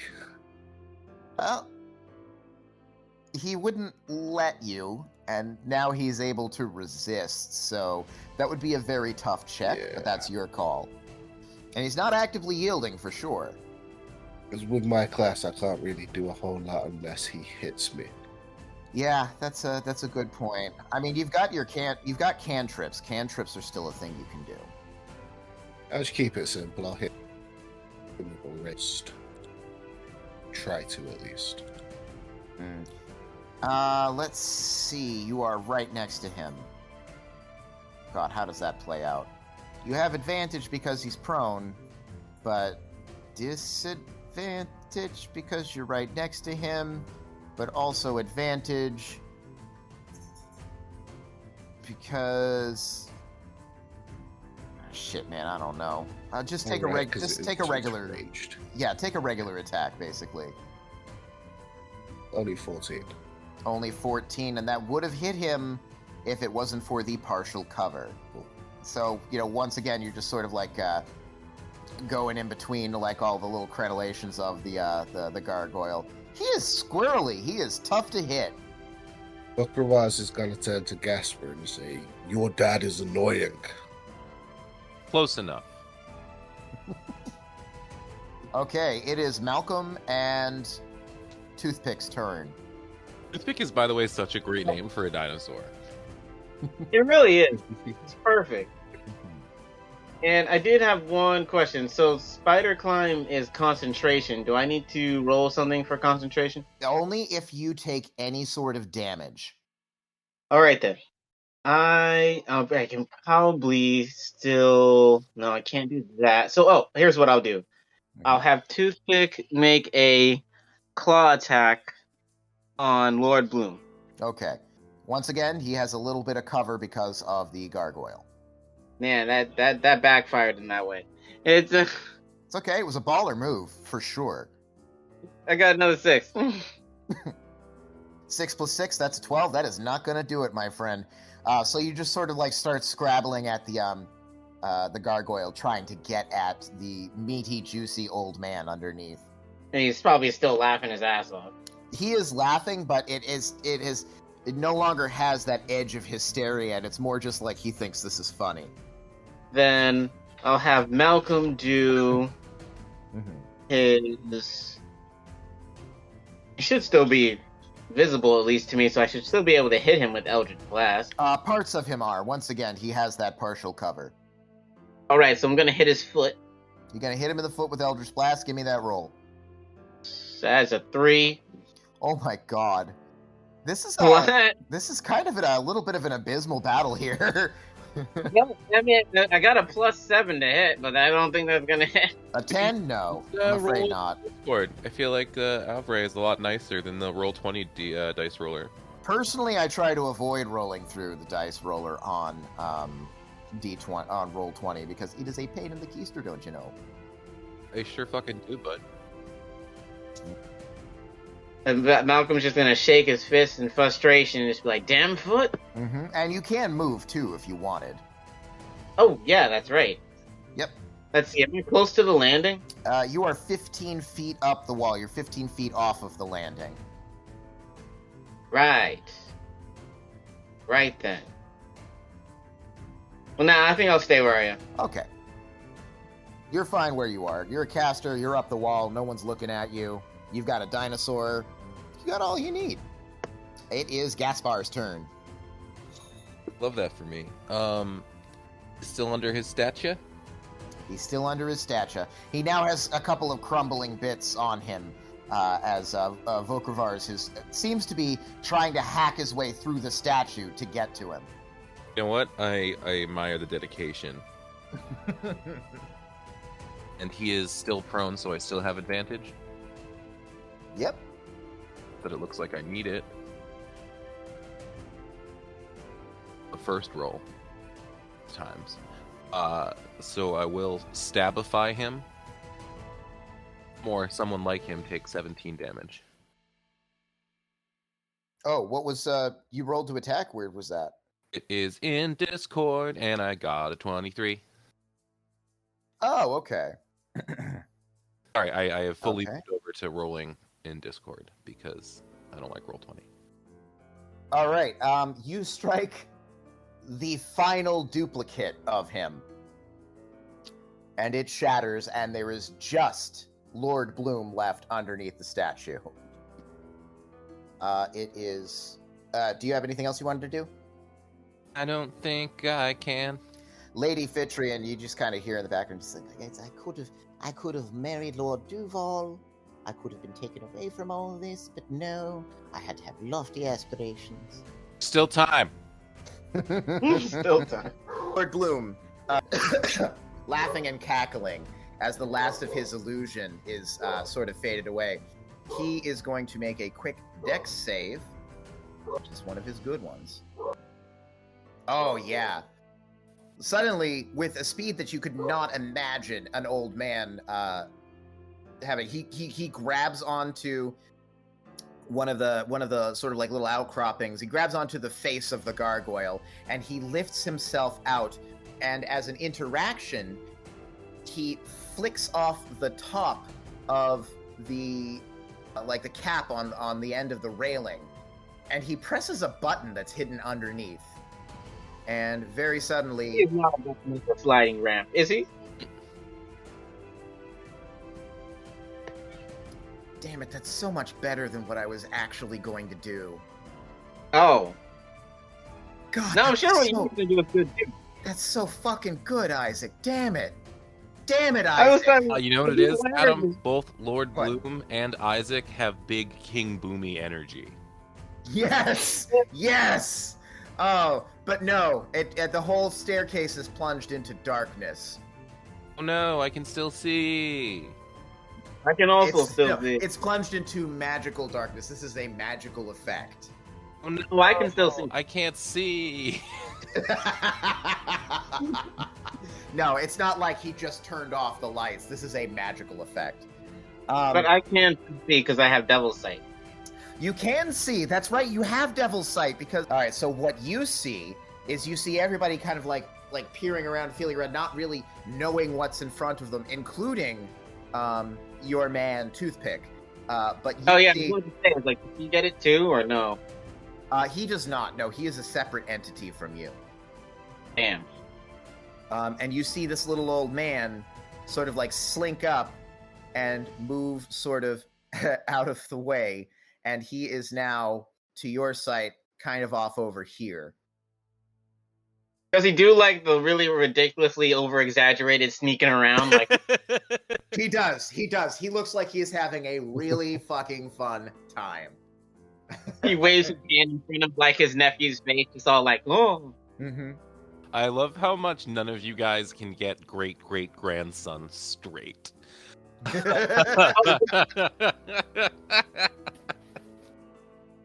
Well, in fairness, you did initially say you weren't related to him at all, so it stands to reason there might be some confusion. Oh, it's delightful. I have no qualms. But that's the end of the turn right there. Is there anything else? Let's see. Okay, it's Volkervars' turn. The room has just been plunged into a magical darkness. You can no longer... You thought you felt something move around you, but you're not sure if it was the guy. You're not sure if it was the other guy. You're not sure if it was the gargoyle statue. It's very difficult to tell. This place. So did I see Or him, anyone. like, press that button? Yeah, you would have seen that very clearly right in front of you. Can I just reach out and try pressing the button again? Yeah, you can indeed. It's in front of you. You can feel it up. I'm sure. I would say it would take your action to sort of like try and feel for where this button is. That's what Volkervars wants to do. Okay. Instantly, the light will come once again back on. And you will see the old man now standing over there. Magic. He's like giving like the middle finger. He's like, yeah, he's giving you the middle It's not finger. expecting that to work. No, it worked. It's good. It did. So the old man is standing there, grinning at you, sort of playfully. He's still got his scythes out, his sickles out. You have just used your action, Volkervars. What do you want to do next? Okay, Volker's just gonna approach him. Also, I've been forgetting to use it. I'm gonna take away my dexterity bonus from AC as a turn. Okay. Alrighty. Dinosaur and halfling turn. All right.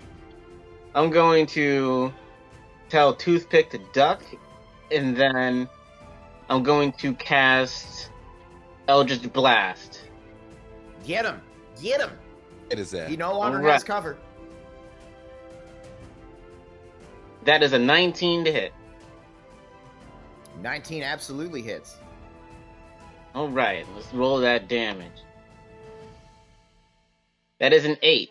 So his the Eldritch Blast is gonna look like smoke, but with a fiery core beating inside of it. Okay. And it the way he's gonna throw it at him is gonna be kind of like he's that he kind of like makes it into a sphere, tosses it up lightly, and uses his staff to just kind of like baseball bat it. Okay, cool. Okay, takes 8 points of damage. Slams into his side. He doesn't seem unduly worried about it. He is a tough old bastard. And Malcolm's just gonna be grinning like, "Man, you're fun, dude. You must be fun to talk." Yeah. And then Toothpick will just snap his head around really quick and give him like a really confused head tilt, and then charge down to him. Okay, so he will be 10. He's up on the. I should have mentioned he's upstairs, but your guy is tall enough that he can actually reach him through the banister there. So. Oh, then okay, then he'll make a bite attack. All right, he'll make a bite attack. He smashes through the wooden banister that surrounds the upper level of this room, and he makes a bite attack. Man, we are destroying this man's house. It's mostly you. I'm just saying. I love that as an in-character interaction. What's this wee shit? It's Boy. like the Hobgoblin has like very calmly just walked up to the second floor and continued like fighting. The rest of us are just like, he doesn't need this gargoyle. Oh, did you make that bite attack? Yes, that would be a 10 to hit.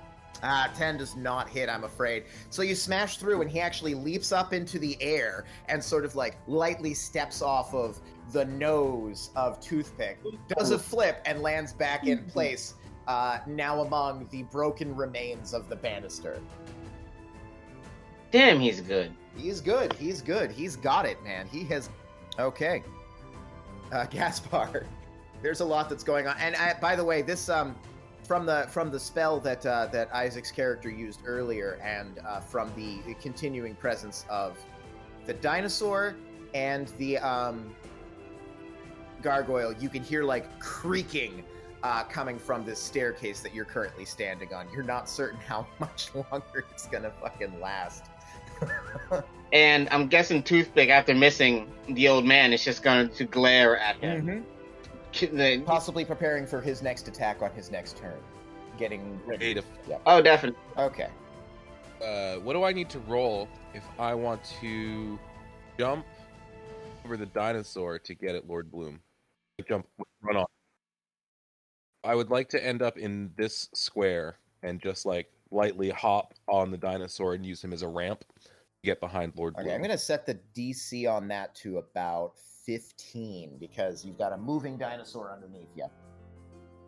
Okay, that's in acrobatics? Acrobatics, yeah, definitely acrobatics. All right, let's see if I spend my points actually pays off here. You just need an 8 or higher. Okay. I got an 18 or higher, so I got a 25 total. All right. Dart the Allosaurus and at my granddad. You run up the tail and the sort of like the swaying haunches of this beast, leap directly from the nose, like great-great-grandfather, like great-great-grandson. You land lightly in a swashbuckling fashion, directly opposite Volkervar's on the other side of your great-great-grandpappy. And then I'm gonna stab. You're gonna stab him Stab my great with advantage, which means because you're flanking, which means you also would get your sneak attack. I'm into it. For the 15, because I rolled the same thing for both of my attacks. I don't even know if that hits him. What, a 15?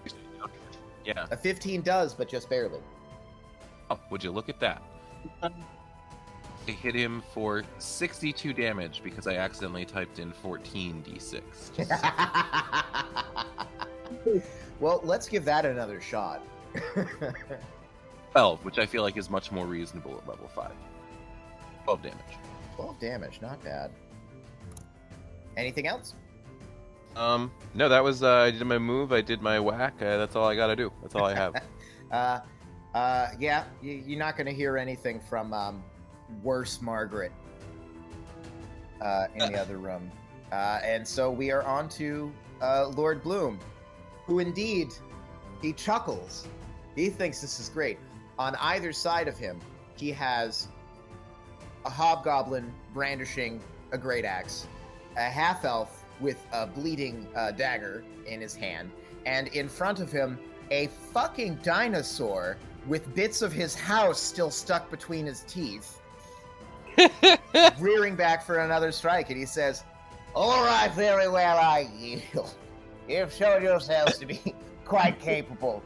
I, of course, could take far more punishment than that. I am the legendary hero, of course, but I'm not certain that my fucking house could." And Toothpick actually sneezes on him at this point. He reaches out and just kind of pats him lightly on the nose, just like, "Hey, good boy. They're excellent. No, I said Toothpick actually just like also agrees with me, like, man, this guy's fun. Wow. Kravaz is going to be mumbling under his breath. Now they're all going to be saying he had an envoy of Toothpick at his house, and now the place is all smashed up. We're not going to be invited anyway. Oh, I promise you, my good man, anybody who knows me will understand. They'll understand the dinosaur footprints that nearly destroyed your staircase? Oh, it's fine. It'll buff out. Behind you, underneath Toothpick, the entire staircase finally comes loose from the top of the landing, stranding all of you on the top floor. The Toothpick stumbles underneath the rubble, but and just kind of like looks around like, huh? Wonder how that happened. He does like a little shrug, shrug, and looks at me and like, you know how that happened. Quite good to get the blood pumping every once in a while, and I have got just absolute boatloads of fucking money, so whatever, I'll have somebody in to see to the staircase. Genuinely thought he was going to say blood. Malcolm's gonna call from across the room, like, maybe you can get a staircase that turns into a sliding ramp. That'd be awesome. My God, that's fucking brilliant. He gives him 2 thumbs up, like, yeah. Okay. All right. It's a few minutes later, I would say. Y'all have managed to make your way down from the upper floor here. He has actually got you in. He's got you in a side room. A toothpick would have probably disappeared by now. Oh yes, he would have said Um, goodbye to Lord Bloom and then head back to rest. I'm gonna pet him on the nose and throw him a lamb leg. Like, good boy. Like you just have pockets full of lamb legs. You have to.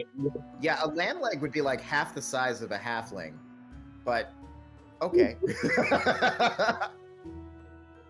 He was just sticking out of his bag like a fucking baguette this entire time. Just this bloody leg of lamb. Okay, so he has you around a table here, and he has presented you with a map. He says, Now, some miles hence, far out to the east, we have the newly discovered ancient city of Tumulus. This is all a big to-do in the archaeological community in the area, but I have an operative who is associated with the guild, the guiding bolt, as it were. Not a full member, but somebody who we occasionally throw work to. He's quite an expert on the sort of creatures that we occasionally come across. He simply goes by N when in our correspondence, so I don't actually know his proper full name, and I have never met him. But it seems he tangled with a beast out there in the ruins that meets the description of the final of the 7 demonic entities that I have spent my life searching for. There's no chance that he is secretly this demonic entity. If he is, then he has certainly done a lot of good in the meantime. He has slayed a number of foes, nothing quite so powerful as the entity in question that we're dealing with. Plus, the entity in question is a giant snake. Oh, all right, valid. You're valid. Okay. And his penmanship is quite good. I tend to think not. Just checking. I understand that he tangled with this beast and found it too rough a customer, nearly lost his life in the ensuing fight. So, your first step I would take, if I were you, would be to find N. And sort of reconnoiter with him, gain a little bit of intelligence about what's been going on in the area.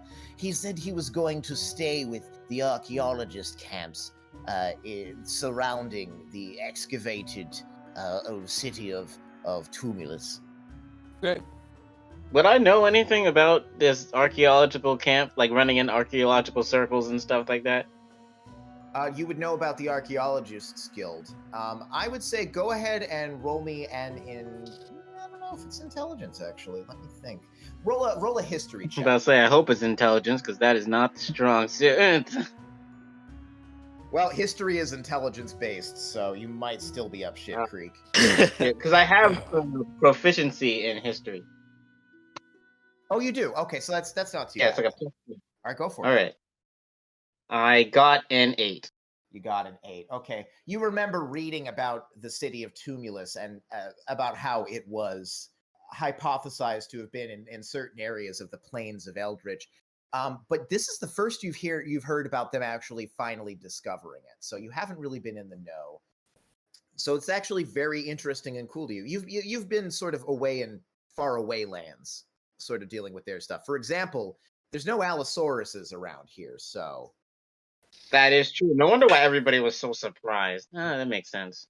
yeah, this is an ancient city of an elven civilization that is long since gone.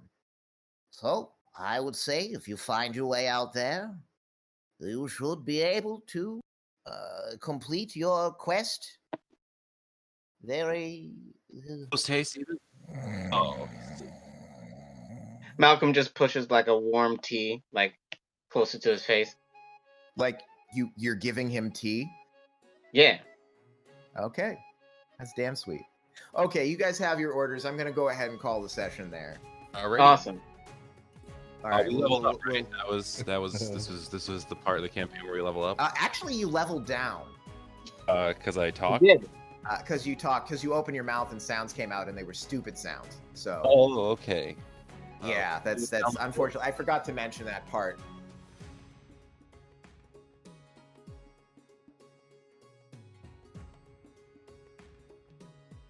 Then the chandelier falls on Lord Bloom, killing him.